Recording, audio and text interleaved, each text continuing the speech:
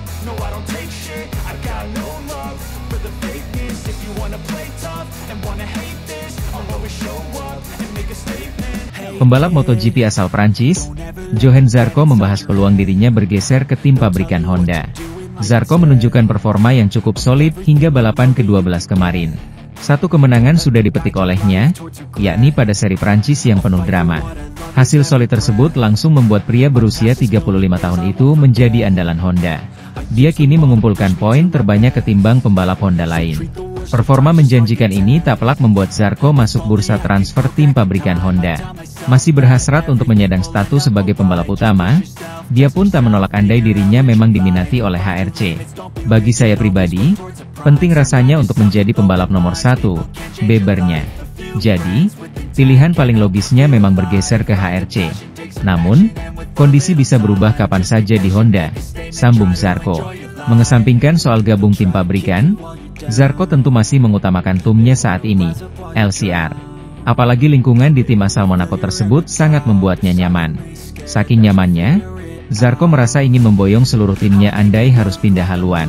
Pilihan idealnya adalah bertahan bersama LCR, ujar Zarco. Apa yang kami bangun sangatlah bagus. Saya juga harus mempertahankan keseluruhan tim saya. Karena hal itu akan memberikan tambahan waktu dalam fase pengembangan. Di sisi lain, hubungan dengan Lucio Cecchinello juga sangat menarik, tambahnya. Solidnya performa Honda tidak hanya terlihat di pentas MotoGP 2025 saja. Tampil pada Suzuka 8 Hours, akhir pekan lalu, Zarco duduki posisi teratas. Dia menjuarai ajang balapan motor endurance tersebut bersama tandemnya, Takumi Takahashi. Selanjutnya, Zarco akan melanjutkan petualangannya di MotoGP, 15 hingga 17 Agustus mendatang.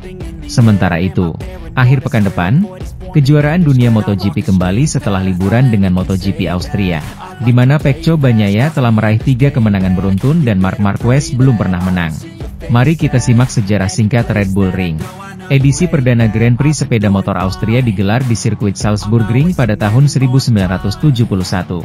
Dengan pemenang pertama tahun itu adalah legenda Angel Nieto, 125cc, dan Giacomo Agostini, 500cc. Balapan digelar di sirkuit dekat kota Salzburg tersebut hingga tahun 1994. 2 tahun kemudian, pada tahun 1996, Aring, pendahulu sirkuit saat ini, mengambil alih. Dengan kemenangan bagi pembalap Jerman Ralf Waldmann, 250cc, dan pembalap Spanyol Alex Criville di kelas utama. Lintasan tersebut telah direnovasi oleh arsitek Herman Tilke untuk memperpendek dan memodernisasi tata letak Oostenrijkring lama. Tetapi setelah 2 edisi, Grand Prix menghilang dari kalender. Hampir 20 tahun kemudian, pada tahun 2016, Austria kembali meraih posisinya di MotoGP dengan Red Bull Ring yang telah direnovasi dan dimodernisasi.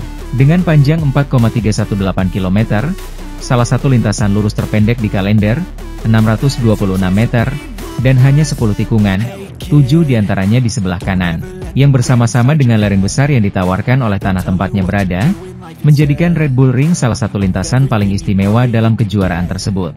Fasilitas ini, salah satu yang paling modern dan terawat di dunia, kini dimiliki oleh merek minuman energi Austria. Tak heran jika wilayah tempat sirkuit ini berada, Styria, tempat kelahiran pendiri kekaisaran, Dietrich Mateschitz, yang wafat pada tahun 2022, juga menjadi lokasinya. Dengan demikian, era modern MotoGP Austria dimulai di Red Bull Ring pada tahun 2016. Dan hal itu terjadi dengan penuh gaya dengan kemenangan pertama dan satu-satunya dalam seluruh karir MotoGP-nya bagi pembalap Italia Andrea Iannone, yang mengalahkan rekan setimnya Andrea Dovizioso melawan segala rintangan di pabrikan Ducatinya. Pembalap penguji Yamaha itu mengambil alih pada tahun 2017, mengembalikan posisi menyalip Marc Marquez di tikungan terakhir, di mana pembalap Spanyol itu telah memimpin. Jika pertempuran itu berkesan, terlebih lagi pertempuran tahun 2018, di mana Jorge Lorenzo bergabung dengannya, di Ducati, untuk mengalahkan Marc dan Dovi hingga garis finish. Meskipun Ducati belum merilis catatan waktu dari tes privat para pebalapnya di Hungaria, Pecco Bagnaia merilis catatan waktunya yang tercepat, mengungguli Marc Marquez. Sisa catatan waktunya akan kami rilis di sini. Ducati menyewa sirkuit Balaton Park yang baru di Balaton Focajar, sekitar 85 km barat daya Budapest, pada hari Selasa. Tempat Grand Prix Hungaria pertama era MotoGP akan diadakan dalam 2 minggu. Mengingat sulitnya memahami karakteristik lintasan melalui data dari kedua tes pembalap penguji yang dilakukan di sana pada tanggal 27 Juni, di mana Michel Pirro Italia berpartisipasi, dan dari putaran World SBK yang diadakan pada akhir Juli, dengan hasil yang buruk untuk tim Bologna. Pabrikan Italia mengambil inisiatif untuk menyewa lintasan untuk pengujian pribadi selama 1 hari, yang mengundang 6 pembalap yang ambil bagian dalam kejuaraan dunia. 2 pembalap pabrik, Marc Marquez dan Pecco Bagnaia, dan pembalap Gresini Racing, Alex Marquez dan Fermin Aldeguer, dan pembalap VR46, Franco Morbidelli dan Fabio Di Gianantonio. Mereka bergabung lagi dengan Pirro, pembalap penguji pabrik. Setelah pengujian, Ducati tidak merilis catatan waktu untuk hari itu. Tetapi Bagnaia mengunggah di akun Instagram miliknya sebuah unggahan di mana ia mencatat waktu putaran tercepat yaitu 1:41.468, yang ternyata menjadi yang tercepat hari itu. Marc Marquez finish sangat dekat di belakang Pecco, tercepat kedua dengan selisih 1/10 detik. Aldeguer berada di posisi ketiga, 3/10 detik di belakang Pecco dan 1 detik di depan Morbidelli dan rekan setimnya, Alex Marquez. Di Gia finish setengah detik di belakang Pecco, sementara Pirro menutup catatan waktu, jauh di belakang.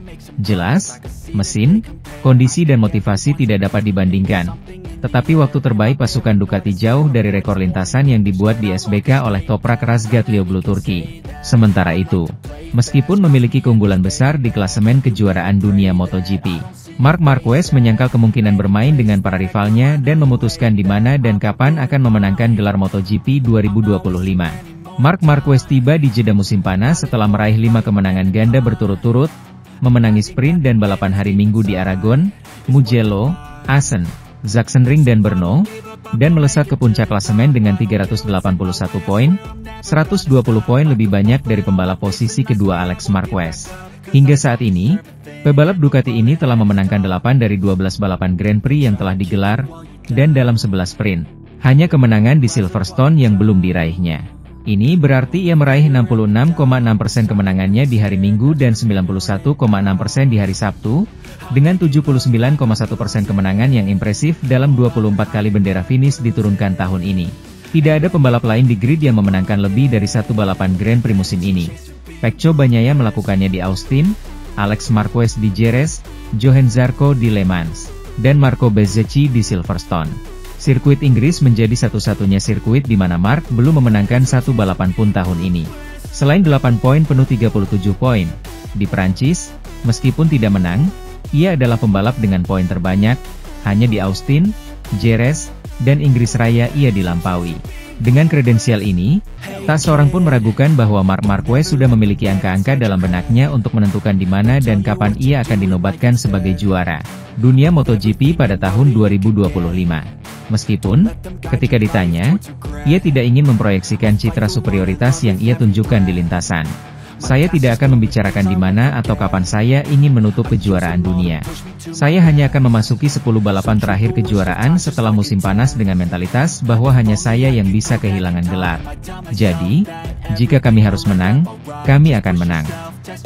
Tapi jika kami bisa menang, kami pasti akan mencobanya, jawab pembalap Spanyol itu. Marquez tidak suka menang sendirian dan dengan keuntungan, tetapi lebih suka melakukannya dengan bertarung jarak dekat. Setelah gagal menggaet Jorge Martin, Aprilia, kini Honda harus utak-atik ulang line-up pembalapnya ke musim depan. Dari 4 joki di starting grid MotoGP, hanya Joan Mir yang masih dalam kontrak hingga akhir 2026. 3 lainnya, Luca Marini, Honda, Johann Zarco dan Somkiat Chantra, LCR Honda, selesai masa kontrak akhir tahun ini. Marini yang tadinya terancam tak punya tim untuk 2026 jika Martin masuk Honda, kini punya peluang bertahan di skuad pabrikan Jepang itu. Ia pun akui pembicaraan tengah berjalan. Masalahnya, apakah ia bertahan di skuad utama atau turun kasta ke tim satelit LCR Honda? Pertanyaan itu ada karena Zarco pun berambisi gabung di tim utama meski juga merasa nyaman di LCR. Modalnya besar karena pembalap gaek Prancis itu menjadi rider Honda teratas musim ini. Bahkan sukses meraih kemenangan di home race-nya, MotoGP Prancis. Tim owner Lucio Cecchinello mengakui ingin Zarco bertahan dalam timnya namun saat sama juga menghargai keinginan pembalapnya. Apalagi, katanya, Honda pun sudah memikirkan opsi itu. Di pihak lain, posisi Chantra pun penuh tanda tanya usai kegagalannya memenuhi target pada debutnya di kelas primer. Pembalap Thailand ini kini malah harus menepi karena cedera. Semuanya akan diputuskan awal Agustus nanti bertepatan dengan event Suzuka 8 Hours. Para pemimpin Honda akan berkumpul di sana, kata Cecchinello. Meski sebagai pemilik tim, Cecchinello mengaku keputusan menetapkan pembalap musim depan tidak berada di tangannya.